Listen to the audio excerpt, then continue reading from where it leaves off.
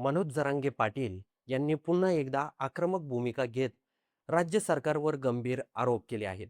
दुसरीकडे मुख्यमंत्री देवेंद्र फडणवीस यांनीही या आरोपावर आपली भूमिका स्पष्ट केली आहे. चला तर हे स्पष्ट करूया की नेमकं काय घडलंय. जरांगे पाटील म्हणाले आणि सरकारचं उत्तर काय आहे हे सर्व आपण सविस्तर पाहूया. मनोज जरांगे पाटील यांनी अंतर्वादी सराटी येथे पत्रकार परिषद घेत राज्य सरकारवर जोरदार टीका केली आहे. त्यांच्या म्हणण्यानुसार मराठा समाजाला ओबीसी प्रवर्गातून आरक्षण मिळावे ही मागणी सुरू असताना काही मराठा समाजातील नागरिकांना मिळालेले कुणबी प्रमाणपत्र रद्द केले जात आहेत.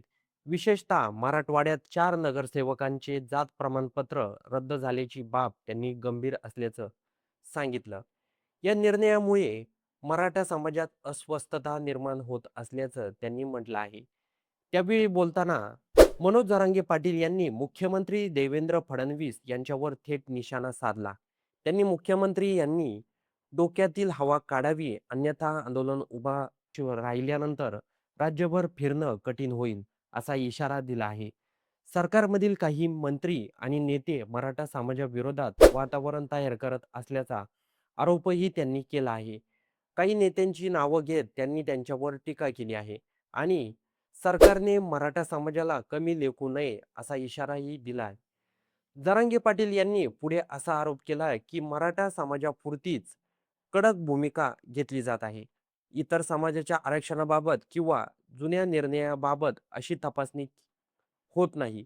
मग मराठा समाजाच्या बाबतीतच वेगळे निकष का लावले जात आहेत, असा प्रश्न त्यांनी उपस्थित केला.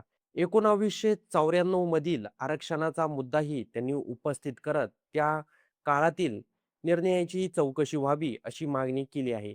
याचबरोबर महसूल मंत्री चंद्रशेखर बावनकुळे यांच्या आदेशानंतर कुणबी प्रमाणपत्रे रद्द करण्यात येत असल्याचा आरोपही त्यांनी केला आहे.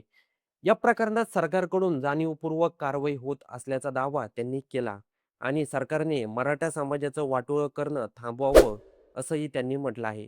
दरम्यान या सर्व आरोपावर मुख्यमंत्री देवेंद्र फडणवीस यांनी माध्यमांशी बोलताना स्पष्ट सांगितलं की जात पडताळणी समित्या सर्वोच्च न्यायालयाच्या आदेशानुसार आणि कायदेशीर प्रक्रियेनुसार काम करतात.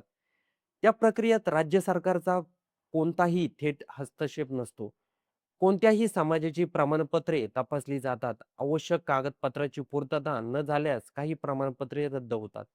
हे केवळ कुणबी किंवा मराठा समाजापुरतं मर्यादित नसून इतर समाजांच्या प्रमाणपत्रात बाबतही अशीच प्रक्रिया राबवली जाते, असं त्यांनी स्पष्ट केलं आहे.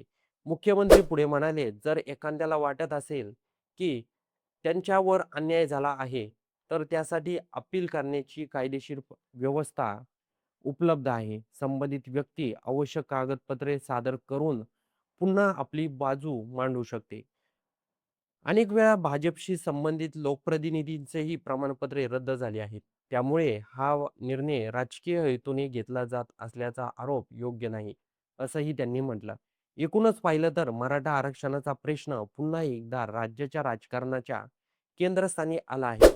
एका बाजूला मनोज जरांगे पाटील सरकारवर गंभीर आरोप करत आंदोलनाचा इशारा देत आहेत, तर दुसऱ्या बाजूला राज्य सरकार आणि मुख्यमंत्री देवेंद्र फडणवीस हे संपूर्ण प्रक्रिया न्यायालयाच्या आदेशानुसार आणि कायदेशीर चौकटीत होत असल्याचं सांगत आहेत. आता पुढील काही काळात प्रकरणात नेमकं कोणत्या घडामोडी घडतात, सरकार कोणती भूमिका घेतं आणि मराठा समाजाची पुढील भूमिका काय असते याकडे संपूर्ण राज्याचं लक्ष लागलं आहे. तर मराठा आरक्षणाबद्दल आपलं काही मत असेल तर ते आपल्या कमेंट बॉक्समध्ये नक्की नोंदवा. आणि चॅनलवर नवीन असाल तर सर्वात आधी आपल्या चॅनलला लाईक, शेअर, सबस्क्राईब करायला विसरू नका.